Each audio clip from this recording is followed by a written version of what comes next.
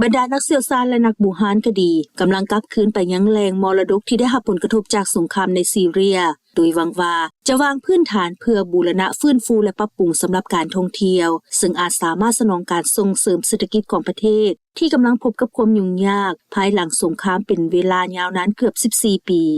เมืองเก่าแก่พันมีราเป็น1ใน6สถานที่ทางมรดกโลกขององค์การยูเนสโกในซีเรียเป็นศูนย์กลางทางทะเลทรายของเส้นทางสายไหมอันสำคัญที่เชื่อมโยงอาณาจักรโรมันและพาร์เทียนกับขุมเขตเอเชียและมีชื่อเสียงของซากหักพังในยุคโรมันที่เก่าแก่ถึง 2,000 ปีซึ่งได้รับความเสียหายอย่างรุนแรงในช่วงสงครามก่อนการลุกฮือขึ้นอยู่ในซีเรียเมื่อปี 2011 สถานที่ดังกล่าวได้ดึงดูดนักท่องเที่ยวประมาณ 150,000 คนต่อเดือนระหว่างปี 2015 หาปี 2017 การควบคุมกลับไปกลับมาของเมืองเก่าผ่านมีราระหว่างกลุ่มรัฐอิสลามและกองทัพซีเรียก่อนที่กองกำลังของบาซาอัลอาซาดที่ได้รับการหนุนหลังโดยรัสเซียและบรรดากำลังประกอบอาวุธอิหร่านก็เข้ายึดครองคืนมาได้كتير تعرضت لأضرار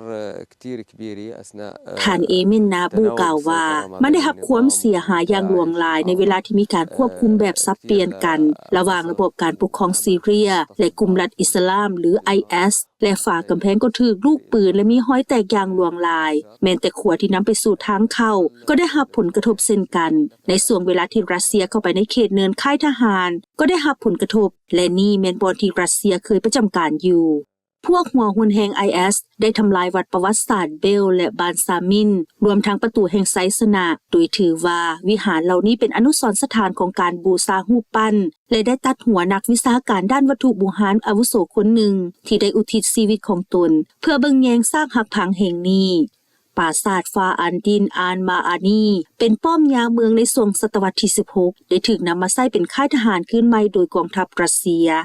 ท่านนาบูกล่าวว่ารัฐบาลชั่วคราวของซีเรียที่นำพาโดยอดีตกลุ่มกบฏอิสลามไฮอัตตาริยาอันซามได้ตัดสินใจล้อท่าจนถึงระยะการเปลี่ยนผ่านเพื่อสร้างแผนการยุทธศาสตร์ในการฟื้นฟูแหล่งมรดกเหล่านี้ทิพย์สุดา VOA แผนกภาษาลาววอชิงตัน